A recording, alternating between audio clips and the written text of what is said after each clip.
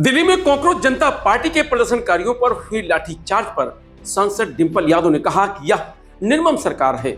बच्चों ने इतना आंसू बहाया लेकिन सरकार को दया नहीं आ रही। शिक्षा मंत्री को अभी तक पद से नहीं हटाया गया है। डिंपल यादव ने कहा कि बच्चे ये बताना चाहते थे कि सरकार का सिस्टम बीमार पड़ गया है और उनके हित के बारे में नहीं सोचा जा रहा है, लेकिन उन बच्चों को लाठियां खानी पड़ी हैं। ये इतनी निर्मम सरकार है और बच्चों ने इतना आंसू बहाए हैं, सरकार को इन आंसुओं पर भी दया नहीं आ रही है। ये शिक्षा मंत्री को अभी भी पद से हटा नहीं पा रहे हैं। हमें इन्हें वोटों के माध्यम से हटाना है। एक यही हमारे पास हथियार है। अगर कोई बीमार होता है तो उसका इलाज कराया जाता है, तो कहीं ना कहीं ये बच्चे ये बताने आए थे संसद भवन तक। उनका मार्च इसीलिए था कि वो सरकार को बताना चाहते थे कि आपका सिस्टम एक तरीके से बीमार पड़ गया है, काम नहीं कर रहा है ढंग से, उनके हितों के बारे में नहीं सोच रहा है।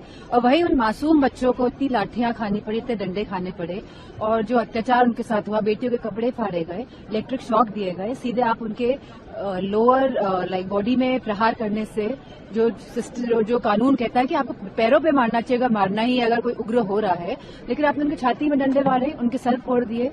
तो मैं समझती हूँ इतनी निर्मम सरकार है ये, और इनके इतना बच्चों ने आंसू बहाए हैं। हम पूरा सोशल मीडिया आज बच्चों के आंसुओं से भरा हुआ है और इनके बच्चों के मोती जैसे जो आंसू हैं उसमें भी सरकार रहम नहीं कर रही है। अभी भी अपने अहंकार के तले ये लोग रिफॉर्म्स नहीं कर रहे हैं एजुकेशन सिस्टम में, ये एजुकेशन मिनिस्टर को नहीं हटा रहे हैं।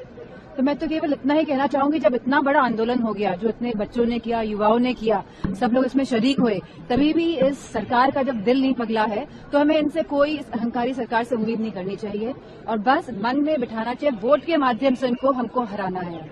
एक यही हमारे पास एक हथियार है जिनको हरा के इनको यहाँ से हटाने का कार्य करना। तो सदन के बाहर अखिलेश यादव ने कहा कि छात्रों और युवाओं पर लाठीचार्ज किया गया है, आंसू गैस के गोले छोड़े गए हैं, इससे सरकार की छवि खराब हो रही है।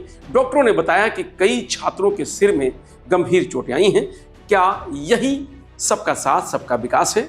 अखिलेश यादव ने कहा कि भाजपा अपने साथियों पर इस्तीफे का दबाव नहीं बना पा रही है ताकि वह लोग दबे और कुचले राज ना खोल दें। कोई कल्पना नहीं कर सकता कि आजादी के बाद कोई सरकार इस तरह का व्यवहार युवाओं के साथ करेगी। यह लोकतंत्र में कभी स्वीकार नहीं हो सकता। भारतीय जनता पार्टी अपने मंत्रियों पे और संघीय साथियों पर इसलिए दबाव नहीं बना पा रहे हैं और इस्तीफे का दबाव इसलिए नहीं बन पा रहा है क्योंकि वो जानते हैं अगर इस्तीफा दे दिया तो दबे हुए राज भी वो न खोल दें। इसलिए भारतीय जनता पार्टी अपने किसी संघीय साथी मंत्री पर दबाव नहीं बना पा रहे हैं और वही कारण है जिसकी वजह से इस्तीफा नहीं हो रहा है। इस्तीफा देने वाले कहीं दबे हुए राज न खोल दें, इसलिए किसी का इस्तीफा नहीं हो रहा है। और जो कल छात्रों के साथ, युवाओं के साथ हुआ है, कोई कल्पना नहीं कर सकता था कि आजादी के बाद इस तरह का व्यवहार किसी सरकार ने किया हो। सर पर चोट है, आंसू गैस के गोले चले, लोगों के सर पे टांके आए हैं, पैरों की हड्डी टूटी है, हाथ की हड्डी टूटी है या टांके आए हैं। कई बच्चे जो दूर दूर से चल करके आए हैं, जिन्हें दिल्ली का रास्ता नहीं पता था, केवल सरकार के खिलाफ नाराज होकर के आए थे, उनके साथ जो व्यवहार हुआ है। और यहां तक सुनने को आया और सोशल मीडिया पर जो वीडियोज आए हैं कि कभी हिटलर ने अपने पॉलिटिकल लोगों के साथ इस तरह का एक गैंग बनाया था। लगता है इस तरह के लोग थे जो प्राइवेट ड्रेस में थे और लाठी लेकर के लोगों को मार रहे थे। कभी हिटलर ने बनाया था और आज हम लोग भारतीय जनता पार्टी की सरकार में देख रहे हैं।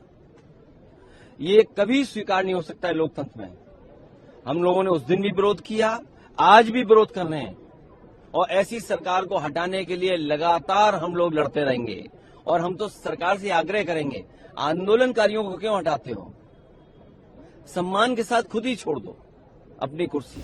बता दें कि सांसद चंद्रशेखर आजाद भी कॉकरोच जनता पार्टी के पदाधिकारियों पर, प्रदर्शनकारियों पर हुए लाठीचार्ज के विरोध में धरने पर बैठे हुए हैं। वह संसद के बाहर अंबेडकर प्रतिमा के नीचे सोमवार देर रात से धरने पर बैठे हुए हैं।